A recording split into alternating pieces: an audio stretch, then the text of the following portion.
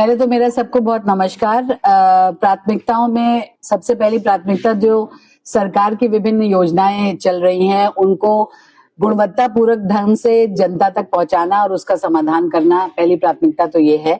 जो different departments हैं जैसे शिक्षा है, स्वास्थ्य है, कृषि है, आपके यहाँ एमएसएमई है, इंडस्ट्री है, उसमें गैप देखकर और ये देखना कि हम कितना आगे उसको बढ़ा सकते हैं। जैसे आपके यहाँ पीतल नगरी है, मुरादाबाद हमारी पीतल नगरी है, तो उसमें जो गैप्स हैं, जो उद्योगपति हैं, उद्योग छोटे लगे हुए हैं, उनमें क्या गैप्स हैं, उनको क्या दिक्कत है, उसको चिन्हांकित करके उनके रेजोल्यूशन हम किस तरह से कर सकते हैं, वो एक तो इम्पोर्टेंट बात ये है। दूसरा, लॉ एंड ऑर्डर का मेंटेनेंस और सामाजिक समरसता को बनाकर रखना, ये दूसरी प्राथमिकता है।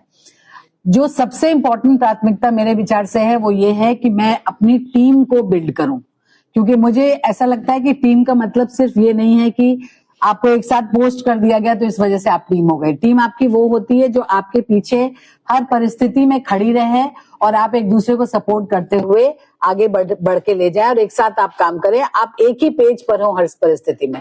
जरूरी नहीं कि आप सामंजस्य करें, जरूरी नहीं कि आप अग्री करें एक दूसरे से, मगर जो भी हो आप एक पेज पर हो और अंत में जो निष्कर्ष निकले वो एक जैसा हो।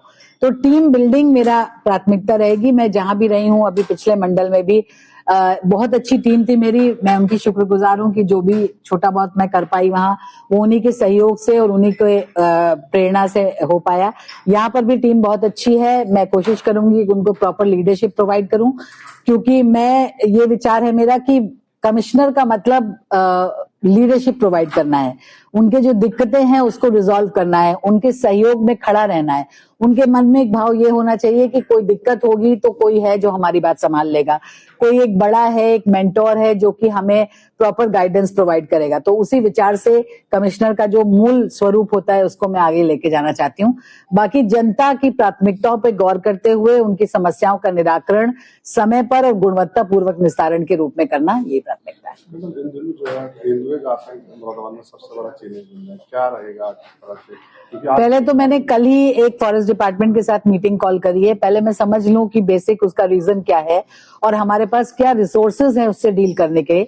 उसके बाद धीरे धीरे कोई कार्य योजना बनाएंगे, क्योंकि जाहिर सी बात है कि कोई तो ऐसा मैटर है जिसकी वजह से वो हमारी टेरिटरी में आ रहे हैं।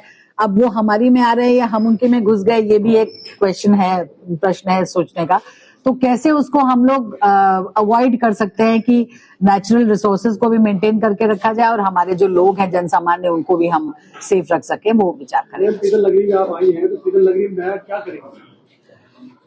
जैसा मैंने कहा कि पीतल नगरी में ऑब्वियसली बहुत बड़ी हुई है, यहाँ पे एक्सपोर्टर्स बहुत सारे हैं। तो एक जो अगली उद्योग बंधु की बैठक होगी जो मंडलीय स्तर की होती है, उस पर विचार करके उनकी जो मुख्य समस्याएं हैं जिसमें उनको रोक लग रही है, जैसे क्या उनको